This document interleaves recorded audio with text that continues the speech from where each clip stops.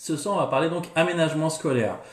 Que sont les aménagements scolaires? Parce qu'alors, du coup, il existe plusieurs plans, on va dire Mhm. plusieurs aménagements scolaires ou plusieurs plans d'accompagnement.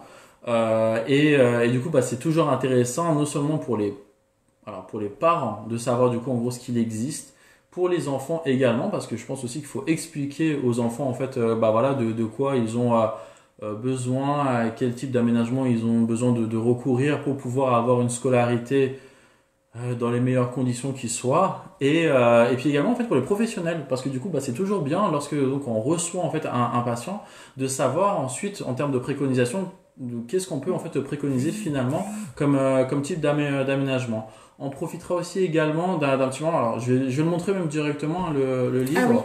tout à Bah ouais, fait. comme ça voilà pour les personnes qui imaginons je ne sais pas pourquoi vous ne nous suivrez pas jusqu'à la fin du live. On le dit tout de suite. Donc, le livre Mon enfant est différent, point d'interrogation.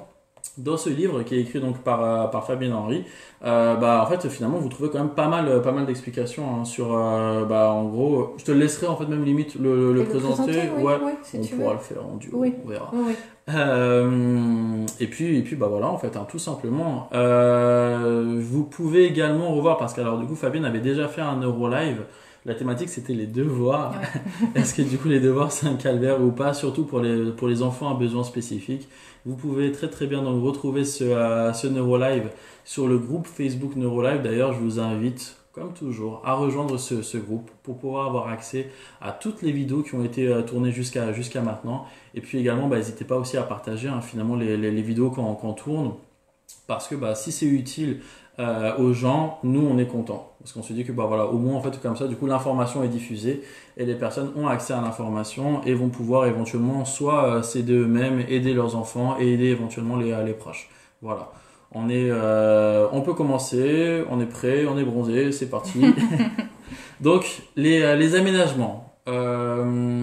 Est-ce qu'on fait, on a qu'à faire bah, aménagement par aménagement? Ah, alors on peut On peut-être fait pas faire ça. Dis-moi, je t'en prie. plan par plan. En fait, Faisons plan par plan. selon les difficultés de l'enfant, il y a plusieurs plans spécifiques qui existent au sein de l'école. Donc, bah, soit je les présente, soit tu Ouais, m'interroges, un peu comme carrément. tu veux. Alors, donc, là ce soir, on va parler des plans d'accompagnement. Le livre que Gabriel vous a présenté, c'est le fruit de rencontres avec les parents, de rencontres avec les enseignants, où il y aura beaucoup plus de détails que ce qu'on va dire ce soir. Voilà, donc on va commencer par le premier plan qui existe à l'école, ça s'appelle le PPRE. Alors, dans l'éducation nationale, il y a énormément d'acronymes, donc il faut être familiarisé avec les acronymes pour comprendre ce pseudo-langage. Alors, PPRE, ça veut dire Programme personnalisé de réussite éducative. Alors, à l'école, il y a plusieurs plans. Il y a des plans pour les enfants en difficulté scolaire. Alors, ça peut être une difficulté ponctuelle sur un point précis, ou il y a des enfants qui ont un trouble avéré et reconnu, comme une dyslexie, où on sait que l'enfant, de toute façon, devra faire avec son trouble, apprendre à faire autrement. Un PPRE, finalement, c'est un coup de pouce. On se rend compte qu'un enfant a du mal à rentrer dans la lecture ou est mauvais lecteur. Ça peut être à l'école primaire en CM1, CM2 ou au collège, 6e, 5e. Et on ouvre un PPRE spécialisé sur la lecture. Donc un PPRE, ça s'adresse à un enfant qui a une difficulté scolaire ciblée sur un point précis. Alors souvent, c'est des PPRE lecture ou c'est des PPRE calcul, multiplication, etc. Le PPRE, c'est possible de le proposer à partir de quel âge? Alors, le PPRE, c'est un outil interne à l'école. Il peut se proposer dès le CP, hein. En maternelle, c'est un peu tôt, mais dès le CP. Alors, c'est un outil interne à l'école. Ça veut dire qu'il n'y a pas de document au niveau national formalisé pour faire un PPRE. C'est l'école qui propose un PPRE. Alors, ça se fait en cours d'année, ça se fait pas en début d'année en général. Sauf des cas, par exemple, le passage de CM2 en 6e, il existe des PPRE passerelles, où les enseignants, au mois de juin, ont dit que cet enfant avait des difficultés dans tel domaine, et les enseignants de 6e, en début d'année, vont transformer les PPRE passerelles en PPRE sur un point ciblé. Donc ça peut être un enfant qui rentre en 6e et qui est mauvais lecteur. Donc tu dis que c'est un document qui est interne à l'école, ça veut dire quoi? Ça veut dire que typiquement en fait il n'y a pas besoin de monter un dossier MDPH. Non, du Ça tout. forcément en Non, fait non, on en parlera non, du coup c'est quoi un rien à dossier voir. MDPH, voilà. Rien à voir. Pas besoin de monter un dossier MDPH, pas besoin en gros ouais c'est pas dépendant en fait d'un dossier MDPH. Non, C'est du interne tout. à l'école, c'est un outil qui va être utilisé pour pouvoir aider l'enfant. Donc principalement tu disais c'est Alors surtout la lecture, D'accord. ça cible les apprentissages fondamentaux. Donc c'est sur la lecture, c'est sur le calcul, ça peut être des fois sur le comportement de l'enfant, pourquoi pas, ça peut arriver. En fait le PPRE, les enseignants peuvent cibler un point précis et ce qu'ils veulent dedans. Ça peut être un PPRE pour apprendre à apprendre ses leçons. Voilà. justement qui peut être alors du coup pardon je pose plein de Oui, questions. oui, parce que là on n'a rien dit, on a tout Ouais, dit, on n'a rien c'est dit. vrai, On n'a c'est pas vrai. dit ce qu'il y avait dans un PPRE, on va le raconter. Ah mais c'est pour ça là c'est oui. un oral riche. Là, on a juste donné le mot et on a dit à qui ça s'adressait. Donc, ça s'adresse à un public qui a une difficulté scolaire sur un point précis. Alors, un PPRE, qu'est-ce qu'il y a dedans? Qu'est-ce qu'il y a dedans? Alors, je vais prendre l'exemple de la lecture. Donc, on se dit, c'est une difficulté passagère. Donc, le principe, c'est, en travaillant plus sur cette difficulté, on va progresser. Ça s'appelle programme personnalisé de réussite. Il y a le mot réussite. Donc, on va mettre l'enfant en réussite. C'est-à-dire qu'on va évaluer son niveau en lecture avant le début du PPRE.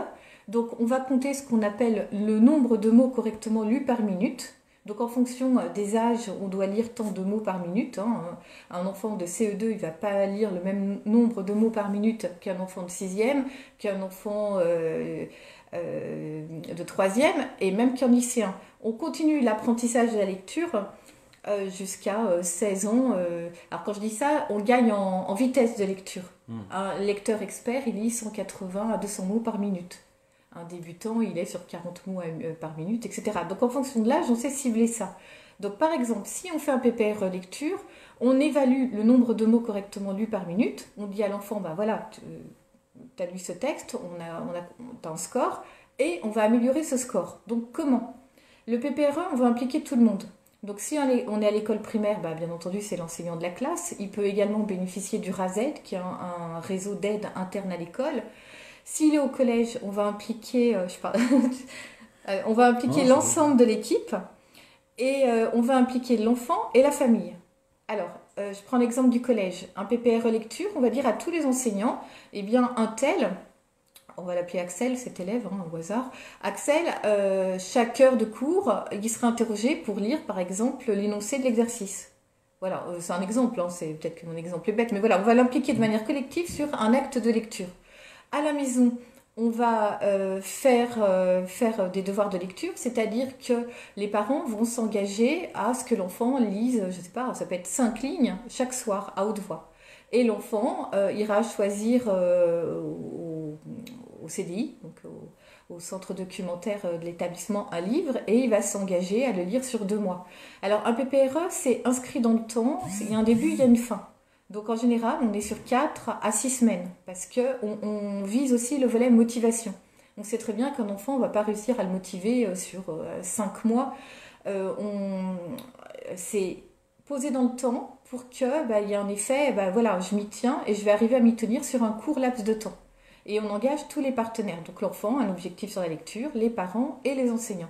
Et à la fin du PPRE, on refait lire le même texte avec, cette fois-ci, le nombre de mots correctement lus par minute. Et en général, si c'est pas lié à un trouble, bien entendu, l'enfant progresse. Et ça lui prouve aussi qu'en travaillant régulièrement, en fournissant un effort qui est à sa portée, il est capable de progrès. Voilà l'idée du PPRE. Voilà. C'est vraiment en fait une aide spécifique à un instant T sur du plus ou moins court terme, long terme. C'est sur un court terme. Court terme pour pouvoir débloquer en fait une situation. Alors je vois là une maman dit ma fille Charlize est dyslexique. Donc un enfant dyslexique, le PPRE c'est pas le programme d'accompagnement qui lui correspond. Parce que là on sait qu'on peut s'entraîner autant qu'on veut en lecture, la dyslexie est là et restera là, et l'enfant a peut-être une marge de progression bien entendu, mais le PPRE va pas l'aider à passer tout ça. Est-ce qu'on peut dire que c'est un peu trop léger finalement le PPRE ? Oui, c'est que le PPRE, c'est vraiment, je m'entraîne, je progresse. Si on a une dyslexie, je peux m'entraîner à lire, à relire, à lire, je risque de ne pas progresser. Donc, c'est pas le plan d'accompagnement qui correspond. Est-ce que, alors du coup, est-ce que tous les établissements bénéficient en fait de l'outil Razed ou d'un système Razed? Alors, le Ouais. RASED, c'est dans le premier degré. Donc, c'est pas au collège, Ouais. à fortiori encore moins au lycée.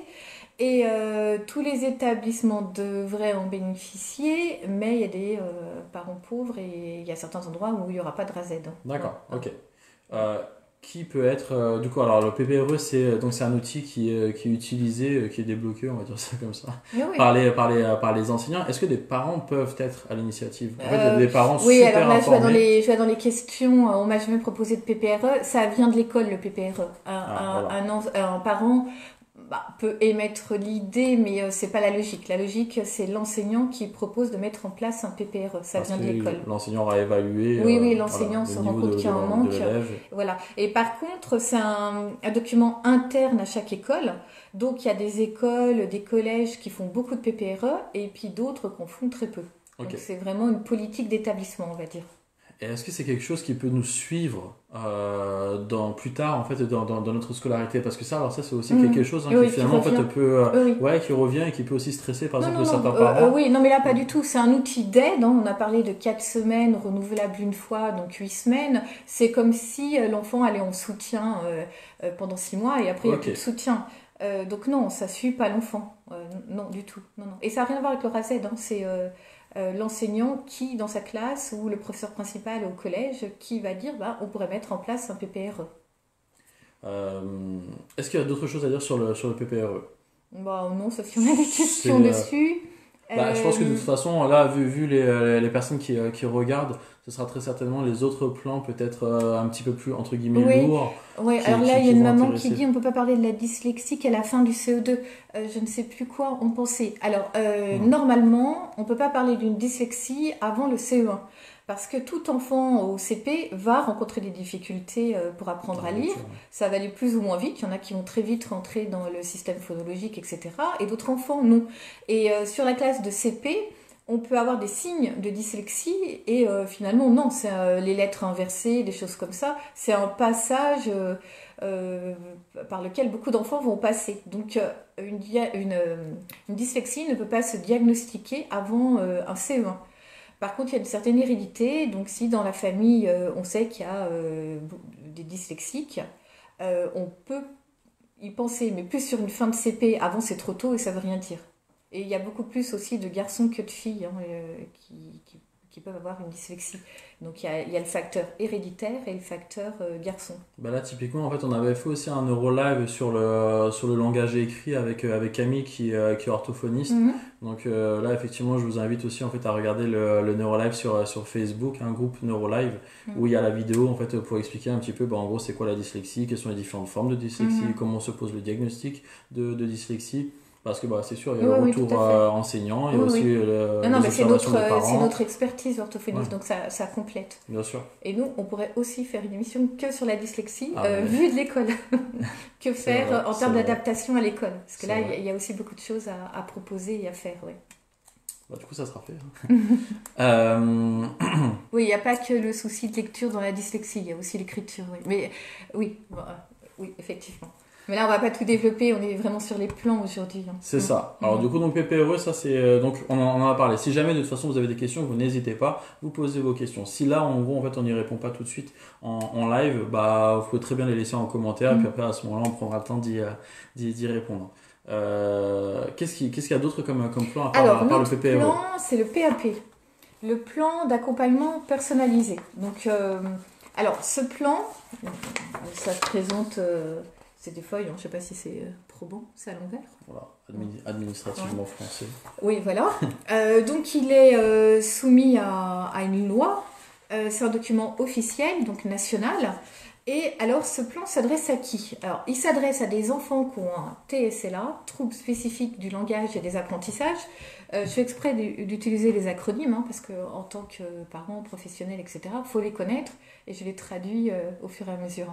Donc, il s'adresse à un enfant qui a un TSLA, donc trouble spécifique du langage et des apprentissages, et à un enfant qui peut avoir un TDAH, donc trouble déficitaire de l'attention avec ou sans hyperactivité. Donc, pour ouvrir un PAP, il faut avoir un trouble avéré reconnu, et il faut être en difficulté scolaire. Un élève qui a une dyslexie et qui est en réussite scolaire, on n'ouvrira pas de PAP. Donc, c'est déjà les conditions d'accès au PAP. Alors, le PAP, il doit être signé, validé par le médecin scolaire. Donc, alors, on va commencer peut-être par comment ouvrir un PAP. Ouais, est-ce qu'on peut juste préciser, peut-être avant, est-ce qu'il y a il y a un ordre là, en fait, en fonction du degré du plan tu as proposé, ou alors non, là finalement, en fait, bon, on a commencé par le PPRE parce que bon, c'était le Oui. plus léger, Oui. mais après, ensuite, il n'y a pas forcément d'ordre. Alors, le PPRE, c'est pour une difficulté scolaire ciblée qui doit normalement s'atténuer avec de l'entraînement. Le PAP, c'est pour un trouble. Donc, la difficulté est durable et on va proposer des adaptations et des aménagements de la scolarité. Donc, le plan, on détaillera un petit peu ce qu'il y a dedans, mais il va proposer de faire autrement. Un élève, alors je prends toujours, je réduis la dyslexie à la lecture pour que ce soit plus simple. Un élève qui a des difficultés pour lire, on sait qu'il a une dyslexie sévère et qu'il ne sera jamais lecteur, on va proposer des moyens de contournement. Donc par exemple, lui oraliser les consignes, lui proposer un logiciel qui lit à sa place, etc. Donc tout ça sera formalisé dans le PAP. C'est un droit pour l'enfant, un droit pour l'élève, un droit des parents. Après, il y a le PPS. Le PPS, il fait appel à la MDPH. Donc, il y a un ordre. Il y a on va dire le PPRE, c'est une difficulté scolaire. Le PAP, c'est un trouble avéré et reconnu. Et quand le trouble devient sévère, on peut demander un PPS, c'est-à-dire que là, il faut mobiliser la MDPH. Et il y a un autre plan qui s'appelle le PAI, qui est pour les enfants qui ont une maladie. Alors ça, c'est autre chose. Il est en dehors des 3 plans. En fait, il y a PPRE, PAP, PPS, et le PAI, il est à part. Donc, on pourra en parler, mais finalement, il n'a rien à voir dans les adaptations purement scolaires. Je veux juste rebondir sur la question d'Arthur, parce que je trouve qu'elle est vraiment pertinente. Si l'élève est en réussite ou n'a simplement pas de difficultés scolaires, mais a des problèmes de concentration ou est nerveux en classe, est-ce qu'il a le droit à un PAP ? Alors, au vu des textes, non, parce qu'il est spécifié difficultés scolaires. Alors après, si le trouble de l'attention fait que dans certaines matières, il ne va pas pouvoir écouter et du coup, il va se retrouver en difficulté scolaire, oui. Mais s'il n'y a pas de difficulté scolaire et qu'il arrive à compenser, non, on n'ouvrira pas de PAP. Voilà. C'est là où en fait où finalement on a l'impression que c'est injuste parce qu'on se Oui. dit l'enfant en fait présente des troubles mais il parvient à compenser pour ne pas être en échec scolaire. Oui. Et du coup ça... Mais on a le problème souvent, moi je fais que présenter ce qui existe, hein. Après je suis pas forcément tout à fait en accord, tout ça doit évoluer aussi, hein. Mais c'est vrai qu'on a des enfants qui parfois ont une dyslexie, compensent énormément, travaillent énormément, donc sont en réussite scolaire. Mais je rajouterais à quel prix et au détriment de quoi. Donc effectivement, des fois, on aurait envie de mettre un PAP pour les soulager, mais au vu des textes, ça ne rentre pas dans les textes s'il n'y a pas de difficulté scolaire. Voilà. Alors présentons justement donc là le PAP. Alors le PAP, donc il y a une partie administrative où on va évaluer les besoins de l'élève. Donc ses points d'appui et les conséquences des troubles sur les apprentissages, donc ses difficultés. Voilà, donc ça commence par un petit bilan. Ensuite, c'est un document unique. Tu nous as dit ça, alors du coup, qui c'est qui le remplit ? Alors, je vais te le dire. Donc, c'est un document unique sur toute l'école élémentaire. Donc, c'est le même document du CP au CM2. Donc, ça permet de reconduire les adaptations ou de voir des adaptations qui n'avaient pas servi et qu'on ne va pas reconduire. Ça permet d'avoir une vue d'ensemble. Parce qu'à la fin, il y a un petit bilan.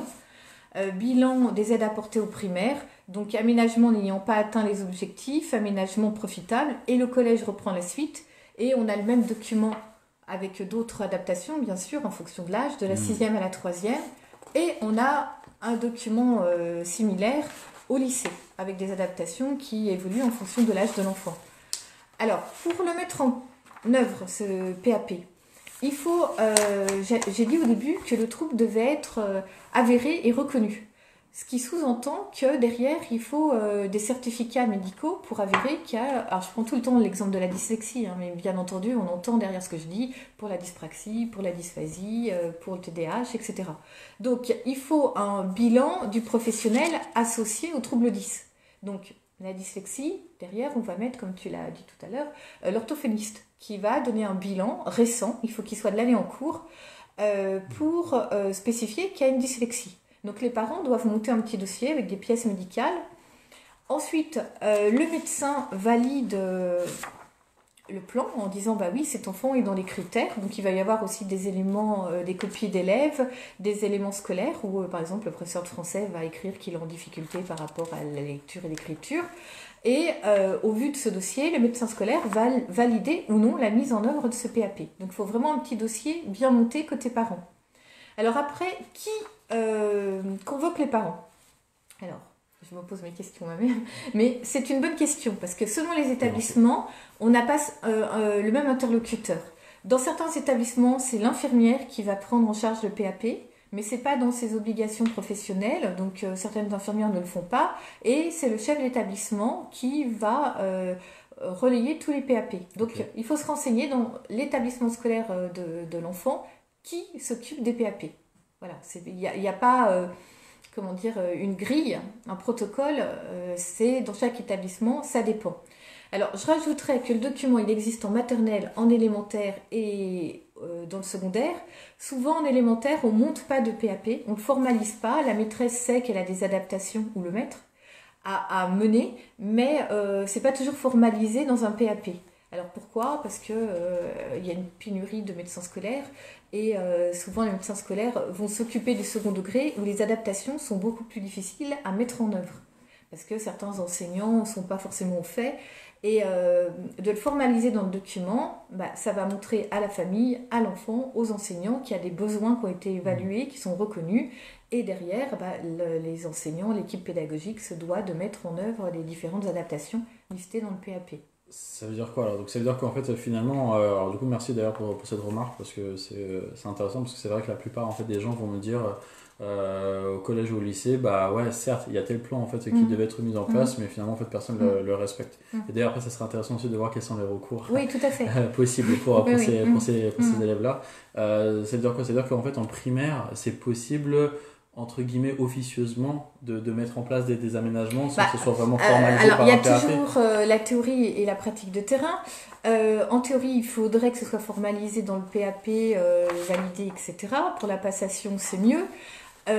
En pratique, souvent, ça passe pas par le médecin scolaire qui valide.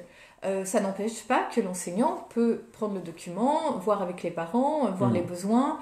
Le problème, c'est qu'un bilan d'une orthophoniste, c'est un document confidentiel. Il y a derrière le secret médical, donc il faut que les parents soient en accord et pour le communiquer. Et il y a un autre problème aussi, c'est qu'un bilan d'orthophonie, il y a des termes techniques. On peut parler par exemple d'une dyslexie de surface. Si on est novice, dyslexie de surface, on peut penser que c'est une dyslexie légère. Ouais. En réalité, non, c'est un terme technique. Il y a plusieurs types de dyslexie. Et c'est une dyslexie qui peut être très embêtante pour appréhender la lecture ou l'écriture. Et donc, on peut mal remplir le PAP. Donc, c'est quand même un document avec des termes médicaux. Si on n'est pas formé, on peut ne pas les comprendre. Alors souvent, les orthophonistes font un bilan, une évaluation, et derrière, font une liste d'adaptations pédagogiques à mettre en œuvre en classe. Donc ça, c'est un document fortement utile pour pouvoir remplir le PAP. Alors, on n'a pas répondu à la question qui remplit le PAP. Alors, parce que c'est pareil, ça dépend. Ça dépend. C'est-à-dire que l'équipe, parce que c'est les enseignants qui vont mettre en œuvre les adaptations dans leur classe. Donc, par exemple, si je prends au collège des adaptations, je prends au hasard, je vais prendre en français... faciliter la production d'écrits, autoriser un répertoire personnel. Bon, un professeur de français peut ne pas mettre en œuvre cette adaptation, trouver que ça ne sert pas à l'enfant. Et le médecin peut avoir coché ça. Donc moi, ce que je trouve, c'est que les adaptations, c'est mieux que ce soit les enseignants qui s'en emparent et qui les choisissent, que le médecin propose au crayon papier et que l'enseignant dans sa classe valide ce qu'il peut faire ou ne pas faire. Parce que parfois, il y a des adaptations qui sont compliquées à mettre en œuvre. Combien de temps ça met tout ça? Parce que... Alors... faut déjà généralement... alors, est-ce que déjà, en fait, un PAP en fait, est renouvelable ou pas? Alors, on se réunit là, on fait un neurolive juste avant la rentrée, parce que c'est le bon moment. Le faire dès la rentrée, c'est trop tôt. Alors, en tant que parent, on est souvent stressé parce qu'on veut que ça aille vite. Alors, je vais prendre l'exemple du collège, hein, parce que le collège, c'est le plus compliqué, parce qu'on a plusieurs interlocuteurs. Donc, vouloir que le PAP soit mis en œuvre au 2 septembre, c'est pas possible, et je dirais même que c'est pas bien. Pourquoi ? Parce que les enseignants doivent être au courant pendant les 15 premiers jours via le réseau de communication de l'établissement, qui peut être, comme je l'ai dit, l'infirmière ou le chef d'établissement ou quelqu'un dédié au PAP dans l'établissement, dire attention, ces enfants-là, il y a un PAP qui va se faire. Les professeurs sont au courant, ils vont passer en mode j'observe l'enfant. Connaître une classe en début d'année, surtout là cette année ils vont être masqués, ça va pas faciliter la tâche. Connaître une classe, ça prend du temps et ça s'improvise pas. Donc le temps d'observation, il est fondamental. Donc moi je dirais, jusqu'aux vacances de la Toussaint, l'enseignant observe, a un regard privilégié sur l'enfant, ses besoins, il va tester, par exemple si on agrandit les caractères, est-ce que c'est utile, si on aère les documents, demander l'avis à l'enfant. Et au retour des vacances de la Toussaint, tous les PAP sont mis en œuvre. On est dans un cadre idéal parce que, comme je l'ai dit, ça doit être validé par le médecin scolaire, donc il doit y avoir un aller-retour. Et des fois ça va vite, des fois tout est en œuvre au retour des vacances de la Toussaint, et des fois ça peut prendre un peu plus de temps. Et c'est pas normal. Et il faut absolument que ce soit le médecin scolaire qui va. Oui. Okay. Ça peut pas être un autre médecin. Alors, il y a eu quelques dérogations quand il y avait des pénuries, mais là on est sur des cas particuliers et je ne peux pas répondre correctement à la question. D'accord. Donc on va dire que oui, pour 99% des cas, on va dire c'est le médecin scolaire. Ça doit passer par le médecin scolaire. D'accord. Ouais. Mais il y aura toujours des exceptions, il y a toujours des parents qui vont nous dire oui, mais c'est vrai, ça peut arriver. Mais la pratique, c'est le médecin scolaire qui valide. Ouais. Et donc, combien même, par exemple, on puisse bénéficier en fait d'un PAP, je sais pas, en 6e, il vaut mieux quand même en fait attendre un mois et demi avant d'éventuellement en fait refaire un. Ah non, alors attention, j'ai pas dit ça. Parce que si on a un PAP en 6e, on a vu qu'il y a toutes les cases pour la suite. Je sais pas si on voit. Logiquement, en 5e, on l'aura, en 4e aussi, en 3e aussi. Parce que le trouble 10, il est durable et on l'a pour la vie. Donc, logiquement, l'établissement. En fin de 6e, a réuni tous ces PAP et a préparé les PAP pour l'année d'après. J'ai dit tout à l'heure qu'il fallait un certificat médical de l'année en cours. Donc, l'établissement peut demander à ce qu'on refournisse un bilan de l'année d'une orthophoniste. Alors, il y a certains établissements qui vont convoquer les parents fin de 6e pour demander le bilan pour l'année d'après, pour ne pas perdre de temps. Oui. Voilà. Donc, les choses peuvent aller très vite, les choses peuvent être très lentes. Ça dépend de l'endroit où on est. Ouais, parce qu'après derrière, il faut quand même le trouver, le professionnel qui fait les bilans. Après, le temps que le professionnel communique le compte rendu, tout ça, c'est sûr que ça fait perdre du temps. Et après, moi, du coup, côté professionnel, je le vois, je le vois tous les ans. Et encore, bon, c'est pas de la faute des parents, c'est le système qui est fait comme ça. Les parents en fait qui me disent là en fait il me faut le compte rendu pour là genre dans une semaine, dans 10 jours. Oui, toi tu auras des comptes rendus à faire pour les PPS notamment pour la MDPH. Dans le PAP, le bilan neuropsychologique, peut-être pour un TDAH, ça peut être une pièce. Sinon pour tous les troubles 10, ça sera plus l'orthophoniste. Pour la dyspraxie, le psychomotricien. Bon, après, ça dépend du trouble. Ou l'ergothérapeute. Oui, l'ergothérapeute aussi. Voilà. Alors, aussi également, le PAP, ce qui permet, c'est d'apporter du matériel informatique de la maison. Par exemple, si on a un ordinateur avec des logiciels adaptés, la famille peut fournir du matériel informatique. Une clé USB, voilà. Donc, ça permet d'avoir, en termes d'adaptation, du matériel spécifique, une règle scan, un crayon, un stylo scan, mais fourni par la famille. Voilà, donc ça entérine ce droit-là d'apporter des choses spécifiques qui ont été entérinées côté famille et côté établissement. Et c'est toujours pas dépendant de la MDPH? Non, là on n'est pas dans la MDPH du tout. Donc c'est plutôt facile. Oui, c'est plus facile quand même. C'est facile, ça dépend vraiment de la politique d'établissement. Oui. Et alors après, en tant que parent, il faut veiller effectivement à ce que le PAP soit mis en œuvre. Donc ça passe par le chef d'établissement qui est garant de la mise en œuvre du PAP par son équipe pédagogique. Parce que légalement, l'établissement est tenu de pouvoir proposer un PAP. Oui. Légalement. Oui, tout à fait. Si ça a été validé par le médecin scolaire, les adaptations doivent être mises en œuvre. D'accord. Oui, c'est un droit. Ah, alors après, il y a des recours. Alors les recours, il y en a plein. Et après, on retrouve tout là-dedans. On n'aura pas le temps de tout détailler parce qu'il y a le médiateur. Si on fait appel au médiateur, ça fait peur à l'établissement et des fois ça accélère vraiment les choses. Après, il y a des recours. Il y a beaucoup de choses possibles, mais c'est vrai qu'on ne les connaît pas forcément. Le mieux, c'est d'être dans la communication. C'est de partir du professeur principal. Et le professeur principal va diffuser à l'équipe. Si ça fonctionne pas, on passe au chef d'établissement qui fait un rappel. Vous voyez, à chaque fois, on monte. Mais l'idée, c'est de pas rentrer de suite en conflit parce que c'est l'enfant qui est dans la classe avec le professeur. Donc, il vaut mieux arriver à dialoguer. Mais après, il y a des recours, effectivement. Faut-il... On demande est-ce que pour le PPS, alors on prendra le temps après de présenter, enfin Fabien prendra le temps de présenter c'est quoi le PPS. Par rapport aux démarches et du coup une remarque, l'éducation nationale peut fournir aussi très certainement j'imagine le matériel. Ah non, pas pour un PAP. Pour un PPS oui, mais pas pour le PAP. Le PAP, alors après il y a des écoles qui sont équipées et qui vont prêter du matériel. S'il est dispo. Oui, s'il est disponible. Il y a toujours des cas particuliers, mais le PAP ne donne pas droit à du matériel. Tandis qu'un PPS, on peut demander à la MDPH un ordinateur. Et là, c'est l'éducation nationale, le conseil général en général, qui va fournir du matériel. Donc, c'est pas la même démarche. Le PAP, ça vient de la famille.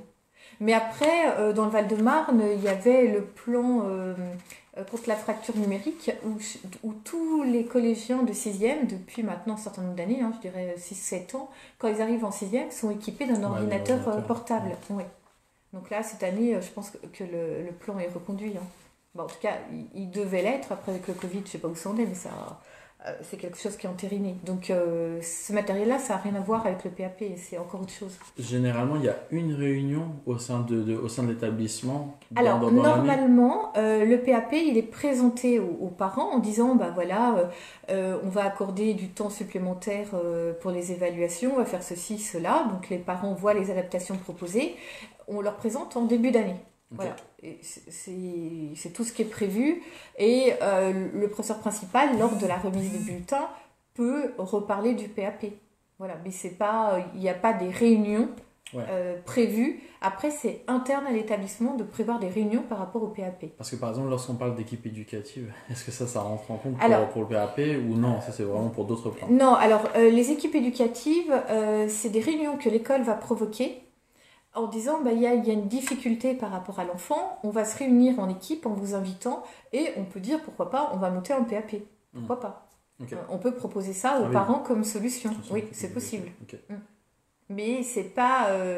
il n'y a pas de réunion après pour faire un bilan du PAP, etc. Là, on touche au PPS. Donc en gros, alors pour le PPRE, du coup, voilà, c'est quelque chose de léger, c'est sur du court terme, ça permet de pouvoir éventuellement débloquer une situation. Et on est sur la motivation de l'enfant, on est sur une dynamique, on est aussi sur la confiance en soi, on joue sur beaucoup de choses avec le PPRE. Des fois, c'est pour provoquer un déclic. Oui. C'est ça. PAP, il faut quand même qu'il y ait du coup un trouble. Oui, un trouble. Voilà. C'est sur l'année. C'est sur l'année, il faut que du coup l'enfant il soit en échec scolaire, en tout cas il faut qu'il soit en difficulté. Qu'il y ait une difficulté. Alors ça peut être une difficulté de lecture, quand on parle de difficulté scolaire, ça peut être une difficulté de lecture dans toutes les matières. Voilà. Il faut montrer dans le bulletin que ça l'handicap et qu'il y a une difficulté. Et du coup alors maintenant en fait on va voir PPS. Le PPS, alors je remballe le PAP. Alors le PPS c'est plus lourd. Pardon.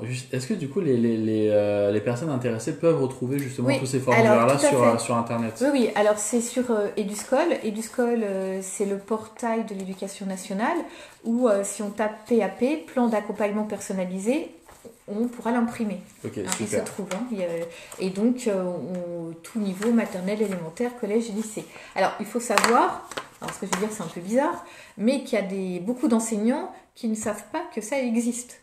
Donc des fois, en tant que parent, on peut arriver en disant il y aurait besoin de mettre en place un PAP pour mon enfant. Beaucoup d'enseignants qui ne savent pas que ça existe, beaucoup de professionnels qui ne savent pas que ça existe. Bien, aussi. Après, il faudrait que toutes les orthophonistes, tout le paramédical soient au courant des plans qui existent à l'école. Carrément. Mais bon, on y travaille petit à petit. Ça passe justement par ça, l'école inclusive, la sensibilisation de façon générale. Et puis ce soir, là, avec le NeuroLive, Ben, carrément, pour carrément. diffuser au maximum. Hein. C'est pour ça à partager. Mm. Le PPS, du coup. Alors, le PPS, donc ça veut dire projet personnalisé de scolarisation. Alors, il y a un document aussi qui existe, qui ressemble au PAP, qui formalise les adaptations dont doit bénéficier l'enfant, mais on le remplit rarement, le document. Alors, ça va paraître un petit peu bizarre. Tout ça, l'éducation nationale le sait, que le document est rarement rempli. Alors, je vais vous expliquer pourquoi. Alors, pour mettre en œuvre un PPS, alors ça s'adresse à qui? Ça s'adresse toujours à PPS, c'est pour des enfants qui sont reconnus en situation de handicap. Donc, pour être reconnu en situation de handicap, il faut mobiliser la MDPH, la Maison départementale pour les personnes en situation de handicap. Ça date d'une loi du 11 février 2005 qui dit que l'école doit accueillir tout type d'enfants. Tous les enfants ont droit à une scolarité en milieu ordinaire. Donc, pour ouvrir un PPS, faut monter un gros dossier à la MDPH. Alors, ils ont été simplifiés il y a 1 an. Maintenant, ils sont plus simples à remplir. Ça reste toujours quand même un peu compliqué, mais c'est plus simple. Et dans un PPS, on va demander des adaptations de la scolarité, un aménagement de la scolarité. Donc, ça peut être tout type de handicap, une dyslexie sévère. Là, on est surtout sur les TSLA, donc troubles spécifiques du langage et des apprentissages, les troubles 10 et le TDAH. On peut tout à fait demander une reconnaissance à la MDPH. Alors, ça permet d'avoir d'autres types d'aides. Une aide humaine en classe, ça s'appelle une AESH maintenant, un accompagnement pour les élèves en situation de handicap. On peut avoir du matériel adapté. On peut avoir des adaptations de droit donc, qui sont listées, donc on va lister les adaptations. Alors là, ça va se faire au cours de réunions. Pour le PAP, tout à l'heure, on disait qu'il n'y avait pas de réunion formalisée. Un enfant où on demande un PPS, il y a des réunions avec un enseignant référent qui s'appelle un RZ, un enseignant référent pour les élèves en situation de handicap, qui va provoquer les réunions 1 fois par an, en faisant un bilan sur les adaptations qui sont mises en œuvre et sur les adaptations qu'il faudrait mettre en œuvre. Et ces adaptations, elles vont être listées dans un GVASCO. Alors, le GVASCO... Ça va, vous arrivez à suivre. Je suis désolée. Hein, ah non, mais c'est pas à toi d'être désolée. C'est tellement... C'est le système. C'est tellement compliqué. Donc voilà, un GVASCO qui va être rempli en réunion 1 fois l'année, voire 2 fois, voire 3 fois, selon les cas, où on va lister les besoins de l'enfant. Alors, on va évaluer ces besoins sous 3 formes d'items. Ses compétences au niveau social, ses compétences au niveau de l'autonomie et ses compétences au niveau de l'apprentissage. Ce document, il est pour tout type de handicap. Donc, il y a des questions qui ne vont pas du tout concerner un enfant qui a une dyslexie sévère. Mais c'est comme le dossier de MDPH. Hein, oui, c'est ça. Mais là, on va lister par rapport à l'école. Par exemple, est-ce qu'il a des problèmes pour suivre les consignes? Donc, c'est noté de A à D. Donc, on va marquer qu'il y a des obstacles. Et puis, à la fin, si par exemple, il n'arrive pas, je ne sais plus ce que je viens de lire, à suivre les consignes, c'est ça? Oui. L'adaptation qu'on va mettre en face, c'est décomposer les consignes, lui oraliser de manière individuelle, lui donner la première question, puis la deuxième, puis la troisième. Donc là, on va lister les adaptations. Alors, normalement, ça se fait au cours d'une réunion qu'on appelle une ESS, une équipe de suivi de scolarisation, et on liste les adaptations dans le GVASCO. Et on ne prend pas le temps de remplir le PPS, on n'a pas le temps. En général, la réunion dure 1 heure. Mais normalement, le PPS devrait être rempli par les MDPH. Alors, c'est fait dans quelques MDPH en France, mais il y a très peu de MDPH qui ont le temps de remplir les PPS. Mais le document existe. Et pareil, on peut aller le télécharger sur Eduscol et il se présente comme le PAP avec toute une liste d'adaptations selon les besoins de l'enfant. Du coup, finalement, alors, ça veut dire quoi? Ça veut dire que pas besoin en fait, de remplir le PPS pour mettre en place un PPS? Non. Le GVASCO suffit? Oui, en fait, dès qu'on a une notification de la MDPH, ouais. Ça veut dire qu'on a un PPS et qu'on a le droit à des adaptations de la scolarité. Et ces adaptations seront formalisées lors d'une réunion avec l'enseignant référent du secteur. Okay. Alors, est-ce que c'est clair? Parce que c'est... voilà. De toute façon, on prend le temps. C'est pas grave, on fait exprès justement, on reformule pour que ça soit bien clair, parce que c'est vrai que c'est... c'est très complexe, surtout quand on commence à mettre les pieds dedans. C'est tellement compliqué. Alors là, on a une question, je ne sais pas... Alors, je ne sais pas si vous pourrez répondre à... Je ne sais pas si vous pourrez répondre à ma question. C'est vrai qu'avec la On lumière, voit pas j'ai bien. une notif MDPH pour une tablette pour mon dernier de 6 je vais mettre ma tête pour cacher. De 6 ans. L'an dernier, l'école n'a rien voulu savoir. Je peux faire quelque chose pour, et la suite qui arrive tout de suite, pour avoir cette fameuse tablette. Ah oui, alors, Après, oui, alors c'est pas ça, c'est que ça dépend, les démarches ne sont pas nationales, hein.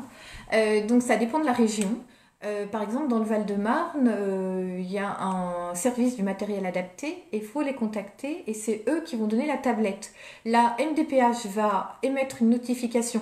En fait, la MDPH dit l'enfant a le droit à une aide humaine, l'enfant a le droit à un ordinateur, mais la MDPH ne donne pas. Après, c'est l'éducation nationale qui va donner les choses. Donc si on demande à l'école, c'est pas l'école qui va donner. Selon les endroits où on est, il y a des services spécialisés. Faut aller à l'inspection académique, par exemple. Dans d'autres endroits, faut aller dans un autre bureau. Donc il n'y a pas une démarche nationale. Donc selon le secteur où on est, il faut se renseigner où est le service de matériel adapté et s'adresser à eux en leur disant, ben voilà, j'ai une notification. Est-ce que vous pouvez me donner ma tablette? Est-ce que vous pouvez me donner mon ordinateur? Et ça passe souvent par l'enseignant référent qui va faire le relais. Il y a comme quelque chose qui simplifie, l'ERZ. Dès qu'on a une notification de DPH, on dépend d'un enseignant référent et c'est lui qui va vous dire à qui aller vous adresser et qui peut faire le lien, même aller téléphoner au service du matériel adapté et dire bah voilà, il y a une notification, l'enfant doit avoir cette tablette, doit avoir ceci, doit avoir cela. Mais que l'école dise non, on n'a pas la tablette, c'est normal parce que c'est pas l'école qui donne, c'est un service spécifique dédié à ce matériel. Alors moi du coup j'avais deux questions. Déjà, est-ce qu'on peut dire que par exemple le GVASCO est plus ciblé, plus spécifique qu'un PAP? Je dis GVASCO parce que de toute façon on a vu que du coup le PPS finalement. Oui, mais on va quand même dire PPS. Ok, alors on PPS. va dire PPS. Est-ce que PPS est plus ciblé sur les besoins spécifiques de l'enfant qu'un PAP? Alors, le GVASCO, il évalue les besoins de l'enfant. Et en réunion, on va proposer des adaptations ou des aménagements. Alors, les adaptations, ça peut être dire qu'on va oraliser les consignes. Les aménagements, ça peut être alléger l'emploi du temps, ça peut se faire. Et après, ça peut être aussi des orientations spécifiques proposées. On peut proposer des orientations en ULIS, unité localisée d'inclusion scolaire. On peut proposer des orientations aussi dans le GVASCO. Après, les items sont moins détaillés parce que pour détailler les items, il faut prendre le document du PPS et cocher les items. On peut le faire aussi en réunion, surligner les adaptations qu'on va mettre en œuvre. Le GVASCO ne suffit pas parce que le document, il n'est pas fait pour ça, c'est un document d'évaluation. Et les réponses derrière, soit on les écrit en conclusion du GVASCO, soit on peut prendre le PPS et surligner les adaptations qu'on va mettre en œuvre pour l'enfant cette année-là. D'accord. Donc ça, c'est quand même du coup des choses qui sont en plus dans le PPS, dans le processus de PPS, qu'il n'y a pas dans le PAP. PPS, on a vu que donc en gros en fait, il fallait quand même qu'il y ait une reconnaissance MDPH qui ouvre du coup en fait droit au PPS. Après le tout, alors du coup j'imagine, hein, c'est de voir finalement en fait en tant que parent, qu'est-ce qu'il y a à, on va formuler ça comme ça, à y gagner, à ce qu'il y ait reconnaissance MDPH, ou si on peut faire sans forcément reconnaissance MDPH. Ah oui, alors ça dépend du degré du trouble. Alors, le PAP, il a ses limites. Le PAP, alors là je sorte un autre document parce que je vais expliquer la démarche. Le PAP, il a ses limites. On ne peut pas avoir d'aide humaine, d'AESH, c'est-à-dire quelqu'un à côté, alors pas tout le temps, mais par exemple un enfant qui a du mal à écrire, il peut avoir une aide humaine à côté qui va écrire à sa place. Alors ça peut être 10 heures par semaine, ça peut être 6 heures par semaine. Donc le PAP, il ne donne pas droit à ça. Il ne donne pas le droit à du matériel fourni par l'éducation nationale. Il ne donne pas le droit à des orientations spécifiques. Il ne donne pas droit à des remboursements de transport, un transport attitré. Donc le PPS ouvre beaucoup plus de possibles. Maintenant, ces possibles ne sont pas toujours utiles. Il ne faut pas à tout prix vouloir monter un PPS si on est sur une dyslexie légère ou avec des adaptations, l'enfant arrive à suivre sa scolarité avec le PAP. De toute façon, est-ce qu'on peut dire que pardon, la MDPH, de toute façon, on refuserait en fait de prendre en charge si le degré du handicap en fait est trop léger? Oui, alors normalement la MDPH trie Alors, pour monter un dossier MDPH, il faut des comptes rendus médicaux. Donc, c'est là, je te parlais de comptes rendus d'orthophonistes, des comptes rendus des bilans neuropsy, des bilans, il faut un certificat médical rempli dans le dossier MDPH.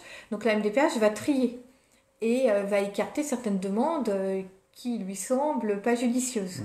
Mais selon les départements, on voit que des MDPH vont accepter parfois.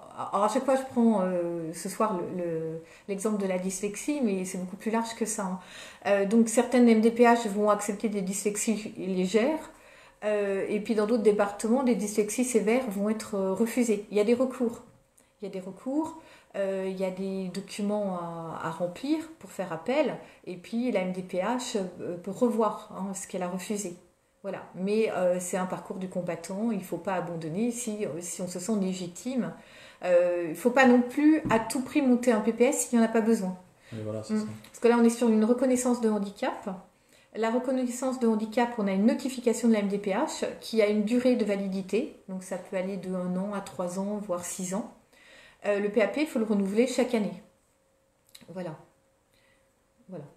Ouais, non, mais du coup, merci pour ta réponse, c'était clair et. Alors, l'école.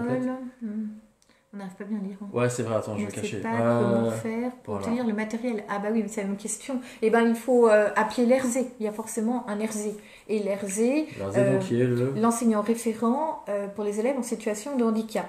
La liste d'ERZ, on la trouve sur Internet. Si on tape ERZ Nice, on a la liste enseignants référents handicap Nice. Je prends Nice parce que c'était les vacances. On a toute la liste. Voilà, on a la liste, on a les mails, on a les téléphones. Donc ça se trouve assez facilement. Et les directions d'école, normalement, doivent avoir un annuaire avec l'ERZ de son école. Donc c'est eux qui ont l'info pour trouver la bonne personne. Ouais. Donc pour l'instant, on a vu PPRE, PAP, PPS. Oui. Maintenant, on va voir PAI. PAI. Alors, le PAI, lui... On s'accroche. C'est bien, tu suis bien. Alors, le PAI, c'est le projet d'accueil individualisé. Alors là, ça n'a rien à voir avec une difficulté scolaire. C'est un enfant qui va avoir une pathologie. Alors, on a des questions que tu les regardes. Ah oui, alors excuse-moi. Je vais là, avec un PPS, soit ton obligatoire renouvelé la réunion toutes les années pour AVS, donc AESH, ou bien peut-on avoir la notification pour tout le cycle primaire? Alors, normalement, quand on a une... alors, AESH, c'est le nouveau mot qui remplace AVS, qui est l'aide humaine, vous suivez. On ne l'a pas pour 1 an. On l'a pour... souvent, le minimum, c'est 2-3 ans. Alors, est-ce que c'est obligatoire de se réunir chaque année? Pour l'avoir, non.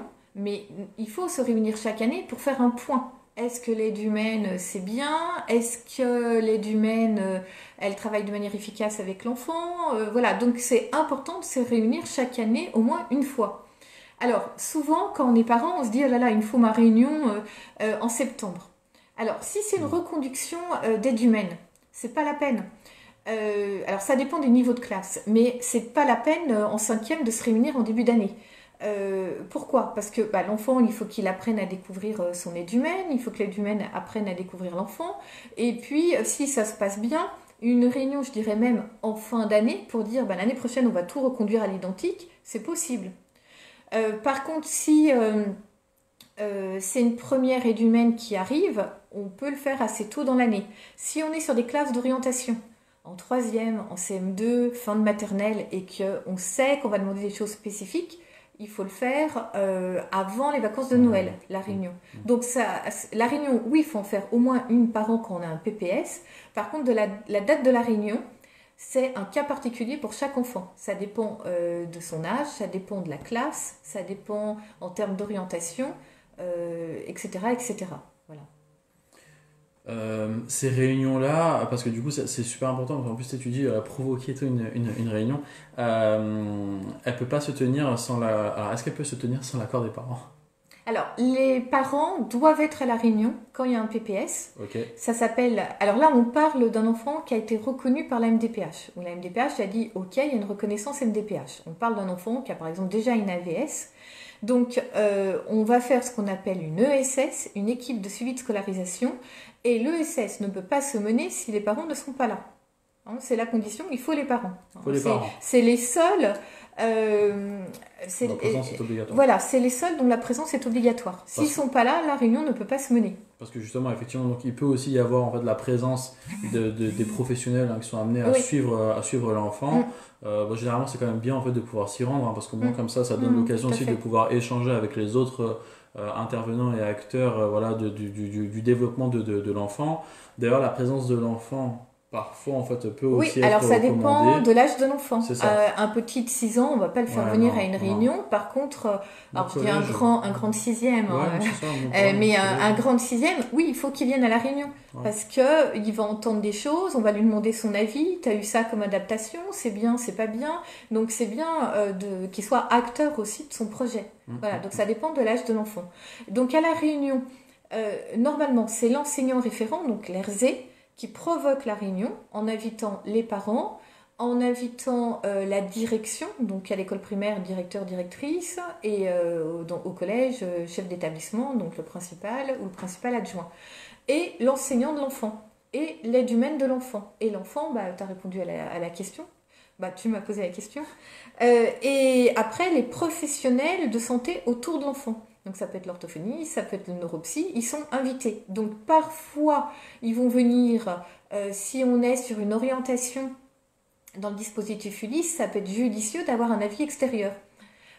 Ça dépend, on va pas pouvoir mobiliser tous les partenaires du corps médical. Du temps, le professionnel laisse en fait un compte rendu d'évolution, par exemple, si le patient est suivi à l'extérieur de l'établissement. Et du coup, après là, à ce moment-là, Et puis ils vont apporter un éclairage supplémentaire. Par exemple, en maternelle, si on a un enfant où on a une suspicion de TSA, trouble du spectre autistique, les partenaires au niveau médical qui suivent l'enfant vont apporter un éclairage et vont aussi dire comment prendre l'enfant, et ils vont nous parler en termes d'adaptation au niveau de l'école. Donc leur présence est particulièrement importante.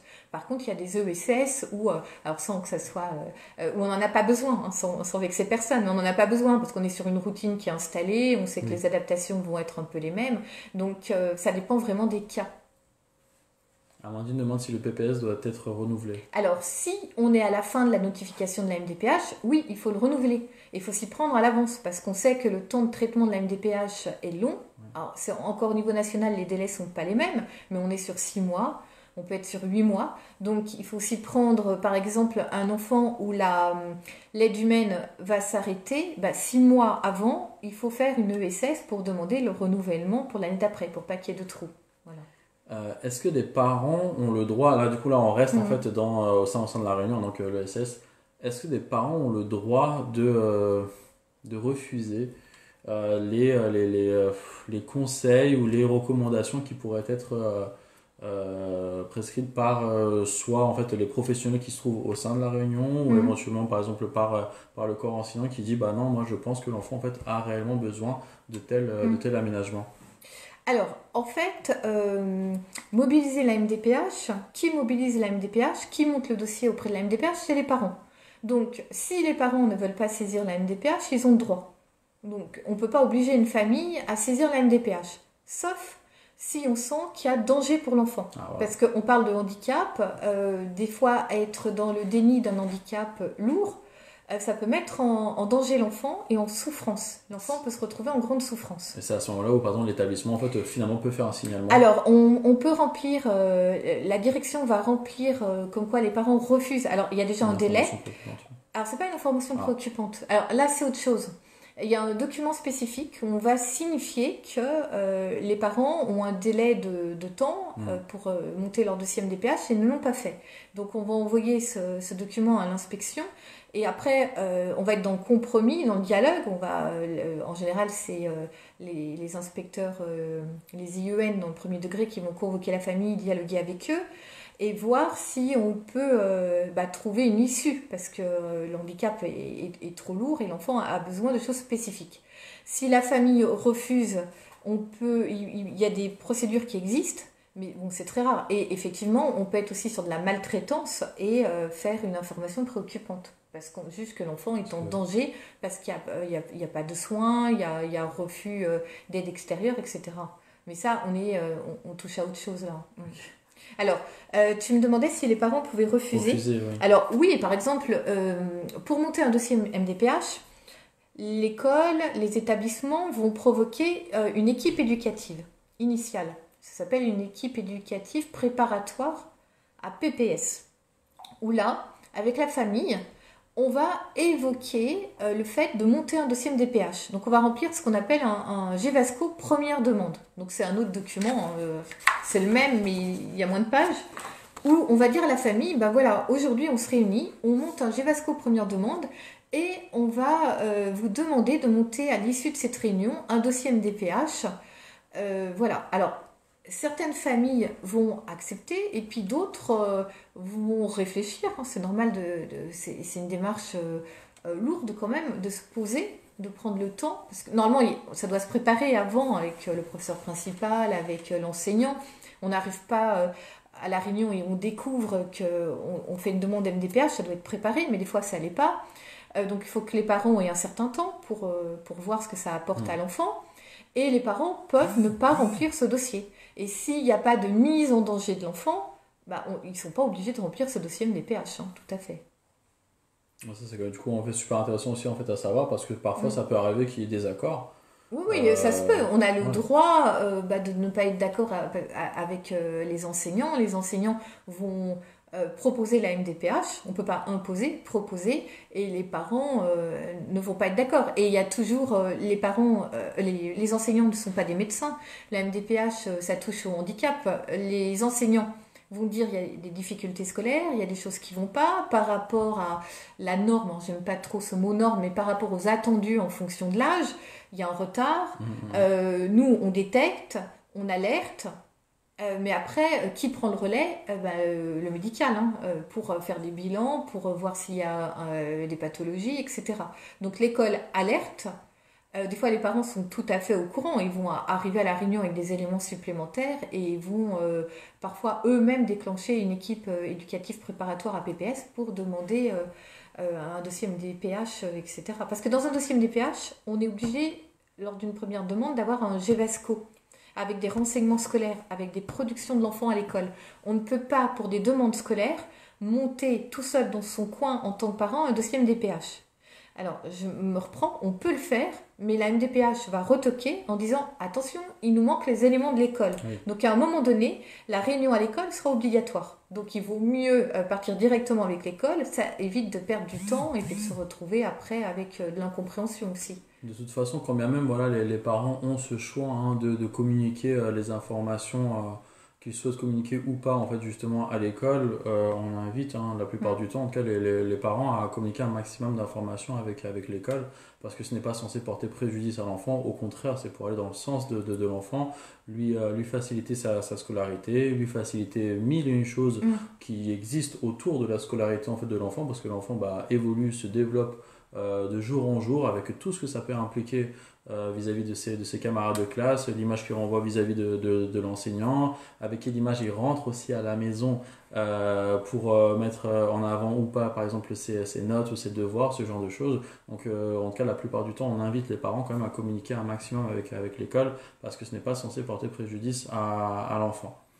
Qu'est-ce qu'il nous restait à faire? Ah oui, le PAI. Le PAI. Alors, le PAI. Au moins comme ça, si jamais il y a des comptes sur Instagram, parce que vous savez, sur Instagram, c'est limité, c'est 1 heure. Temps on en est, là. Je sais même pas. Ah ouais, en plus, en fait, on verra même pas. Ah si, on verra le décompte. Bon, on sait pas combien de temps on en est, là. On n'a pas...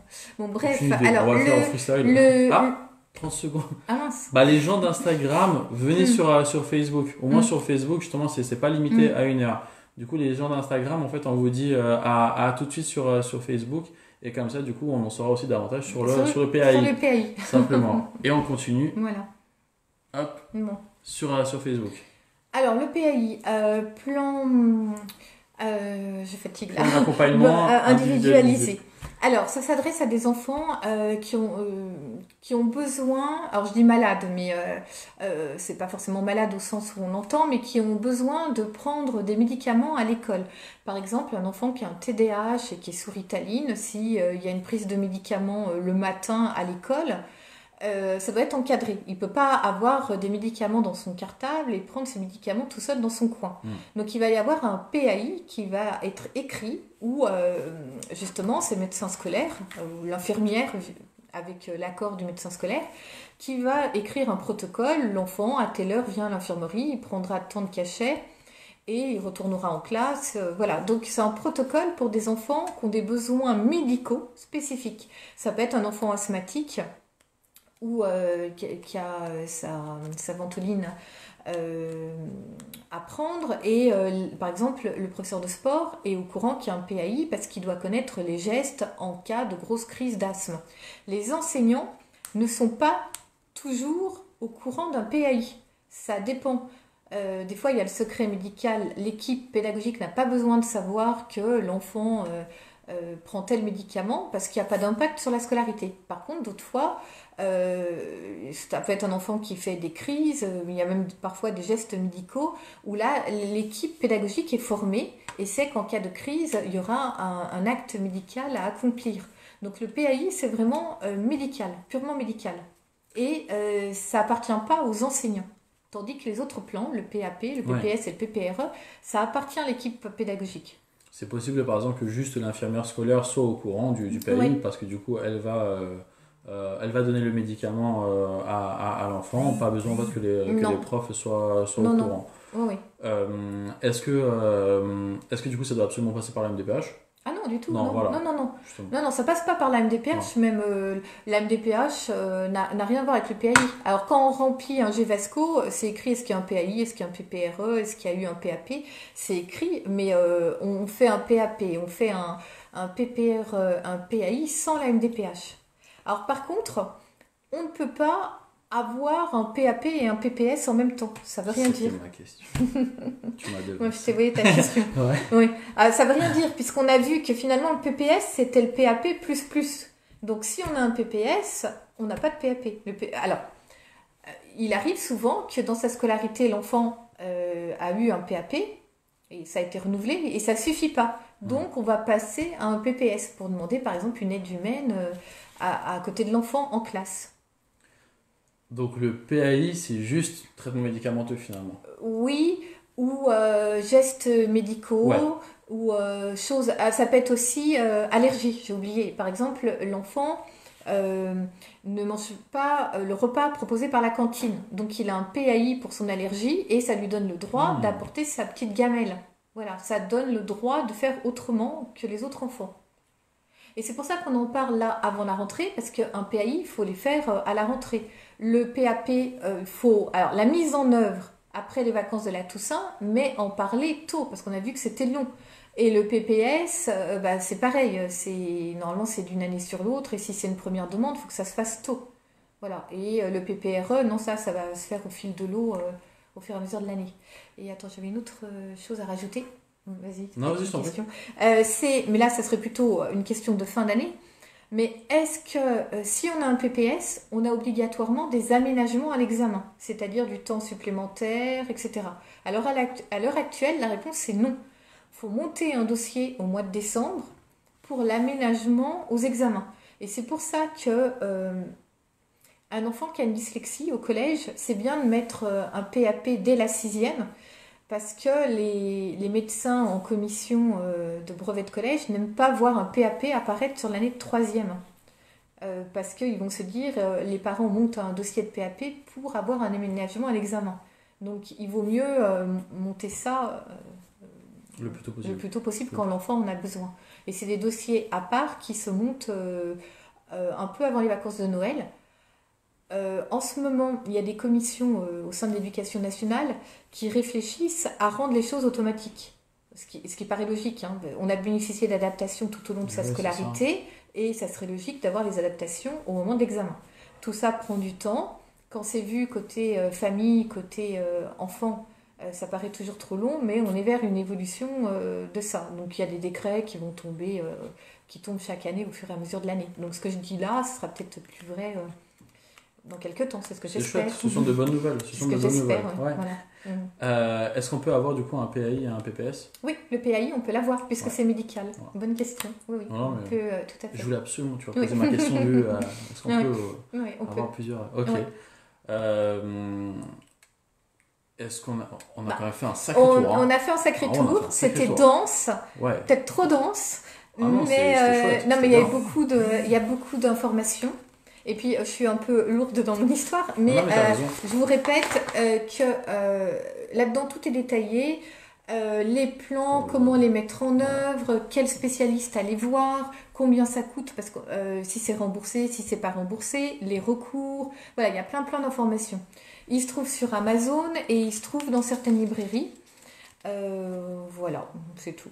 Bah écoute, merci beaucoup Fabienne pour toutes ces explications, c'était extrêmement riche, c'était super intéressant et là pour le coup c'était aussi extrêmement utile et je pense que je vais dire ce que tout le monde pense, c'est que ça fait extrêmement plaisir en fait d'avoir du coup une personne qui non seulement en fait connaît super bien c'est le cœur de mon métier aussi. Ouais mais c'est génial, oui c'est vrai parce qu'en fait on l'a pas dit, on l'avait dit la dernière fois parce que du coup Fabienne en fait est enseignante spécialisée donc tu connais super bien en fait finalement l'éducation nationale oui. Tout ce qui peut exister sur le plan scolaire.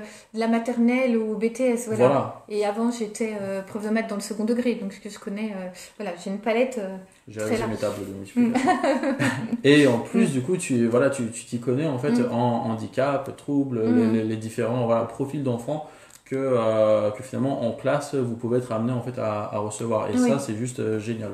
Donc, merci pour toutes ces explications. J'espère que du coup ça a été utile à un maximum de personnes. N'hésitez pas à partager. Allez voir également aussi sur les réseaux sociaux tout ce que fait Fabienne parce que c'est vrai que tu es quand même assez active sur les réseaux sociaux.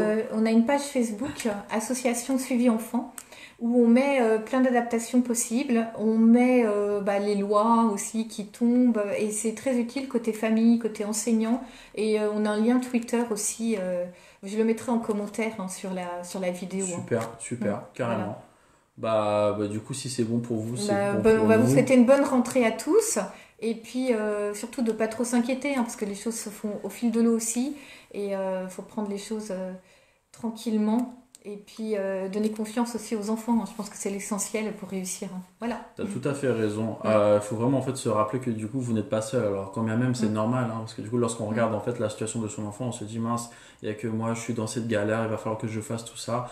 Il y a je ne sais pas combien d'autres enfants en fait, qui malheureusement sont dans les mêmes situations en fait, que la situation de votre enfant.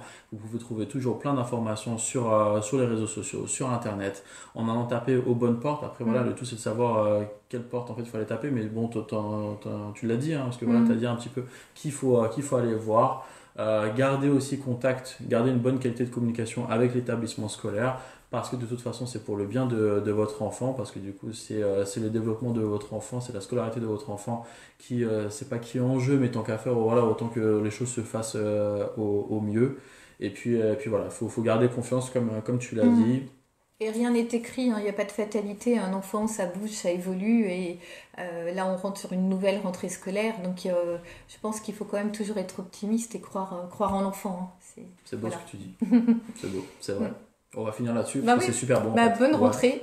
Passez une bonne soirée, bonne rentrée, puis à bientôt. Ciao. Au revoir.